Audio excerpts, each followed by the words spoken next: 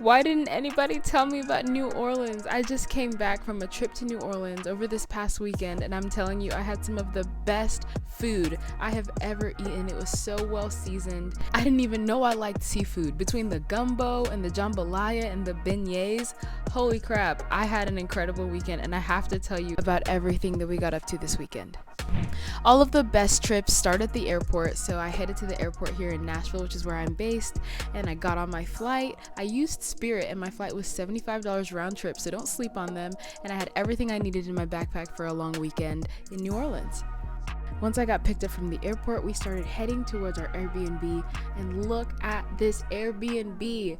I am still not over how gorgeous it is. Every single room was so well designed, so well thought out. Look at the pool in the backyard. Look at this bathroom. Just everything was so well put together. Everything just felt so luxury. This Airbnb was located in the Garden District, and so some of the things that we did were in walking distance, and other things we had to Uber, so there's definitely a good balance. I was in Nola for a retreat for creatives, and so I don't have much footage from that, but when we got to exploring, I recorded all of it.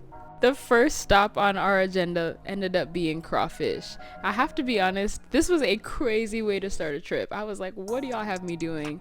But Katie graciously explained to me how to eat a crawfish and how to like break it up and stuff.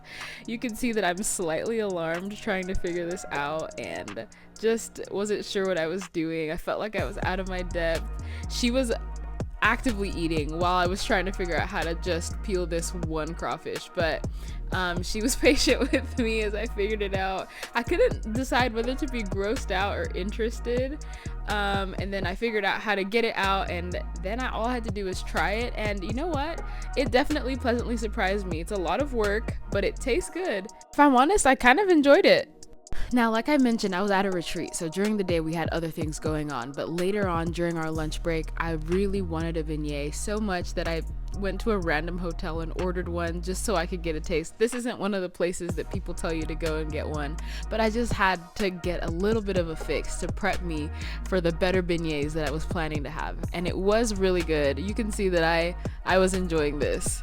I want to take a quick break from food just to mention that I feel like New Orleans was beautiful. It has a lot of charm and character. There is a lot of gentrification going on, but I can also tell that New Orleans wants to preserve and maintain its history.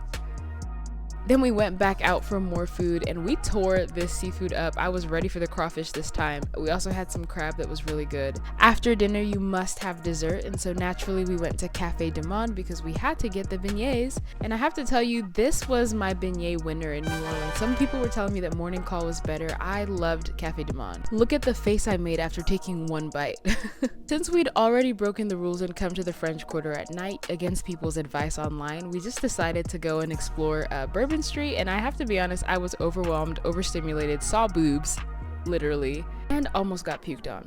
And to top that all off, it was raining, so honestly this wasn't my scene. I was ready to go home, but we saw it.